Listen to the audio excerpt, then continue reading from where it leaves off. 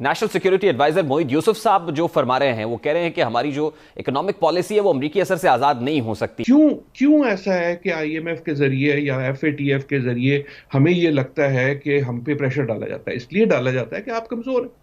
मोहित यूसुफ, वजीर आजम के नेशनल सिक्योरिटी एडवाइजर मोहित यूसुफ कह रहे हैं कि हम अमेरिका के गुलाम हैं।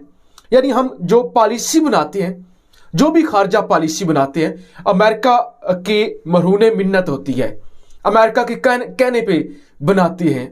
अब पिछले 75 सालों से सुनते हुए आए हैं, आप सुनते हुए आए होंगे, पिछले 25 सालों से मैं भी सुन रहा हूं कि हम आज़ाद हैं। यहां पे नेशनल सिक्योरिटी एडवाइजर और वो कह रहे कि नहीं जी आज़ाद नहीं है, और वो सच कह रहे हैं। वो कह रहे हैं कि हम आज़ाद नहीं हैं। यानी 75 सालों से लोगों को फिर अंधेरे में रखा गया।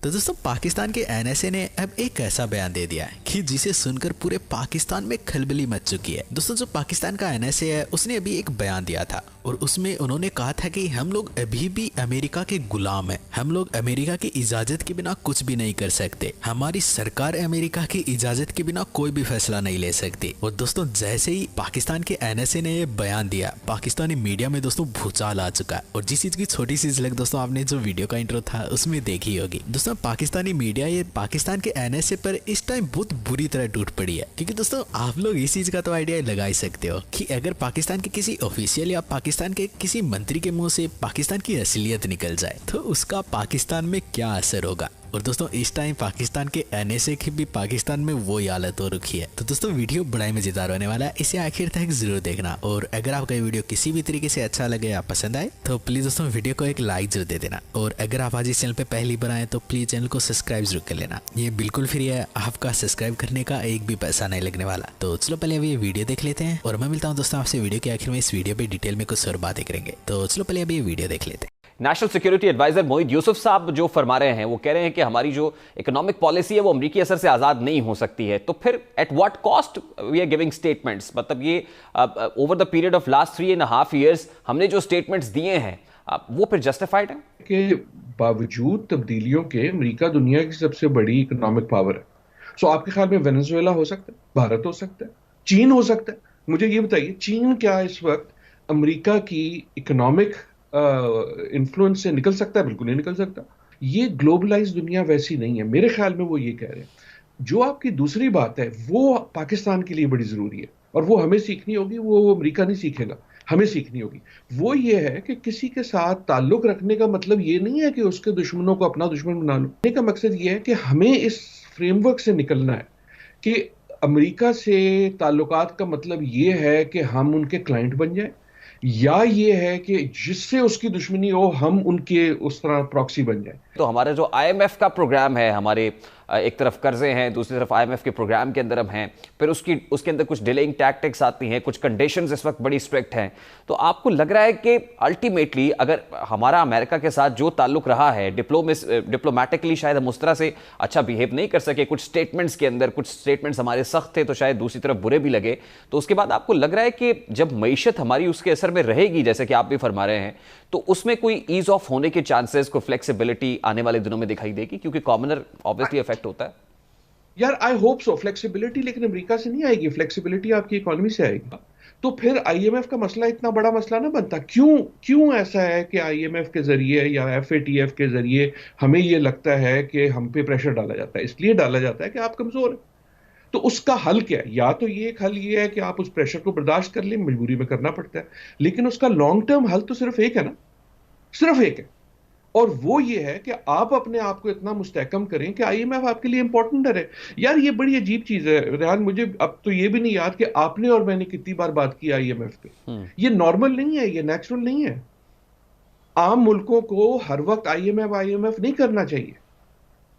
यानी अल्टीमेटली डॉक्टर साहब, we need to get some fiscal discipline into our economy, जो आप कह रहे हैं कि प्राइमरीली हमें हमारी इकोनॉमी के अंदर फिस्कल डिसिप्लिन लाना पड़ेगा, जिसके बाद हम आईएमएफ के साथ अपनी कंडीशंस पर भी बात कर सकेंगे। डॉक्टर साहब देखें, ये जियो इकोनॉमिक्स से सारे लोग बात करते हैं, कई बार मुझे लगता है जियो इकोनॉमिक्स बिल्कुल सही आंसर है फर्स्ट ऑफ ऑल मेरे ख्याल में, लेकिन इसका ये मतलब नहीं है कि हम सिर्फ अपनी इकोनॉमी जो है वो उस पर ट्रेड शेड करेंगे। इसका मतलब ये है कि आपकी स्ट्रेटेजिक स्ट्रेंथ आपकी इकोनॉमी से आए।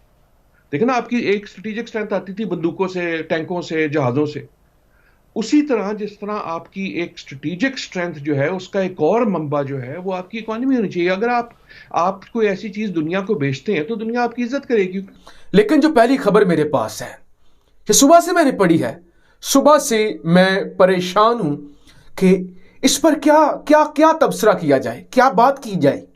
मतलब जब तक कर्जे लेते रहेंगे हमारी खारजा पॉलिसी आज़ाद नहीं हो सकती।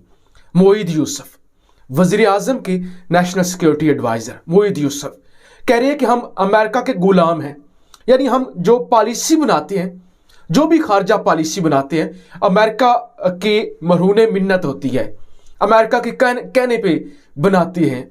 आज़ादाना खारजा पॉलिसी हम नहीं बना पाते। वजह क्या है कि हम कर्जे लेते हैं, अमेरिका से कर्जे लेते हैं या दुनिया के बाकी ममालिक से कर्जे लेते हैं। इस वजह से हम आज़ादी से नहीं चल सकते, आज़ादी से किसी मुल्क के साथ ताल्लुकात नहीं रख सकते और अपनी खारजा पॉलिसी आज़ादी से डिज़ाइन नहीं कर सकते। अब पिछले 75 सालों से सुनते हुए आए हैं, आप सुनते हुए आए होंगे, पिछले 25 सालों से मैं भी सुन रहा हूं कि हम आज़ाद हैं। 14 अगस्त को नगमे लगाए जाते हैं, झंडे पकड़े होते हैं, सड़कों पे निकले होते हैं, टीवी पर 14 दिन पहले ही एक शोर उठता है कि आज़ादी आ रही है, आज़ादी का दिन आ रहा है, हम आज़ाद हैं। किसी से सवाल करें तो वो कहते हैं शुक्र करें जी, आज़ाद हैं। यहाँ पे नेशनल सिक्योरिटी एडवाइजर एक बड़े पढ़े लिखे इंसान है, बड़े पढ़े लिखे इंसान है, और वो कह रहे कि नहीं जी आज़ाद नहीं है। और वो सच कह रहे हैं, वो कह रहे हैं कि हम आज़ाद नहीं हैं। यानी 75 सालों से लोगों को फिर अंधेरे में रखा गया कि हम आज़ाद हैं, आज़ादी मुबारक। इस बात की मुझे समझ नहीं आ रही। अमेरिका और हिंदुस्तान बगले बजाते अगर हम कोई सख्त कार्रवाई करते ये 15 मीटर फेंस हटने के ऊपर, क्या हमें इतनी अकल नहीं है कि हमें कैसे, किस मौके पर कैसे बिहेव करना चाहिए? तो ये जो है बड़ी मुश्किल से वन साइड, दोनों तरफ से हम घिरे हुए थे, हिंदुस्तान के नट क्रैकर में आए हुए थे, मुश्किल से हमारे हालात ठीक हुए। और अब भी हमारे कुछ बहन भाई कहते हैं चढ़ दौड़ो और इनको मार दो, उनकी हिम्मत कैसे हुई। हाँ, वही जो पंजाबी की एक कहावत है कि कमजोर को देख के मुझे गुस्सा आता है और तगड़े को देख के मुझे रहम आता है। सही बात है। अमेरिका के जमाने में इनकी सारी बोलती बंद थी, और जिन लोगों ने आप अंदाजा करें लोधी साहब कि जिन लोगों ने पाकिस्तान के खिलाफ कम से कम 50 के करीब इंडियन कैंप बनाए हुए थे, उनको हम रेड कारपेट रिसेप्शन दिया करते थे और साथ साथ हम उनकी तरफ से इन्फिल्ट्रेशन बर्दाश्त करते थे। ये तो ऐसी चीजें हैं जो कि किसी अंधे को भी नजर आ जाती हैं। हमें ठीक है, कोशिश यही करनी चाहिए कि अमेरिका को नाराज ना करें, और हम नाराज करना भी नहीं चाहते। हमारे लोग ये समझते हैं कि शायद हमारे पास कोई लीवरेज नहीं है, जबकि हमारे पास बहुत लीवरेज है। मैं दो का जिक्र कर देता हूं आपके सामने। देखें, सी पैक जो है, अगर अमेरिका ये चाहता है कि ये कोई इकोनॉमिक कॉरिडोर ही रहे और स्ट्रेटेजिक कॉरिडोर ना बने, जो कि वो जरूर चाहते होंगे, तो बात हमसे करनी पड़ेगी। हम ये चीज इंश्योर कर सकते हैं कि ये स्ट्रेटेजिक कॉरिडोर ना बने और कोई नेवल बेस चाइना को हम ना दें, बल्कि इसको इकोनॉमिक कॉरिडोर रखें।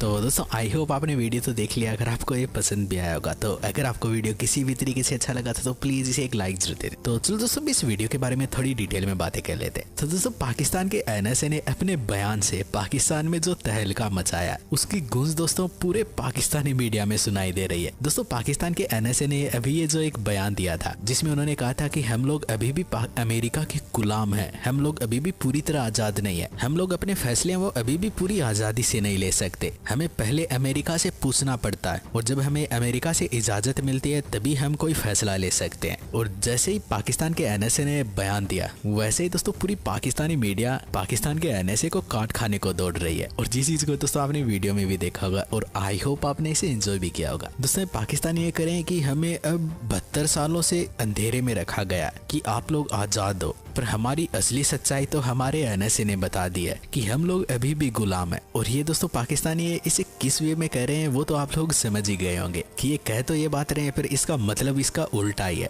ये पाकिस्तान के एनएसए ने जो बयान दिया इसके ऊपर तंज मार रहे हैं कि हम लोग अभी तक आजाद नहीं है, हमें पिछले 72 या 73 सालों से झूठ बोला गया। और ये चीज़ तो आप भी जानते हो कि जब भी दोस्तों कोई पाकिस्तान का मंत्री या ऑफिशियल पाकिस्तान की असली सच्चाई को बता देता है तो ये पाकिस्तान की मीडिया से तो बिल्कुल भी सहन नहीं होती। और जो सेम चीज़ दोस्तों आज के इस वीडियो में भी हुई थी, और आई होप दोस्तों आपने जिसे देखकर एंजॉय भी किया होगा। तो अगर दोस्तों आपको वीडियो किसी भी तरीके से अच्छा लगा था तो प्लीज़ जाते जाते इसे एक लाइक जरूर दे देना। और अगर आप आज इस चैनल पर पहली बार आए तो प्लीज़ चैनल को भी सब्सक्राइब जरूर कर लेना है, बिल्कुल फ्री है।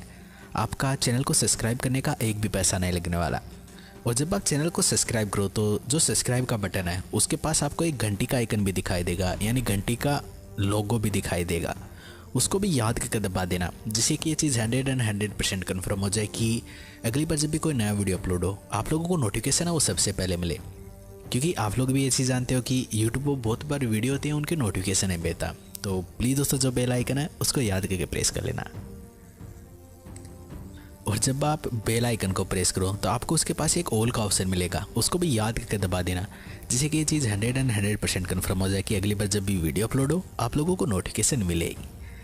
तो आई होप दोस्तों आपने वीडियो को एंजॉय किया। अगर आपको ये अच्छा भी लगा होगा तो प्लीज़, अगर आपको वीडियो अच्छा लगा तो प्लीज़ इसे एक लाइक जरूर दे देना। और मैं मिलता हूँ आपसे ऐसे ही एक और नए और मज़ेदार वीडियो के साथ, तब तक के लिए बाय बाय।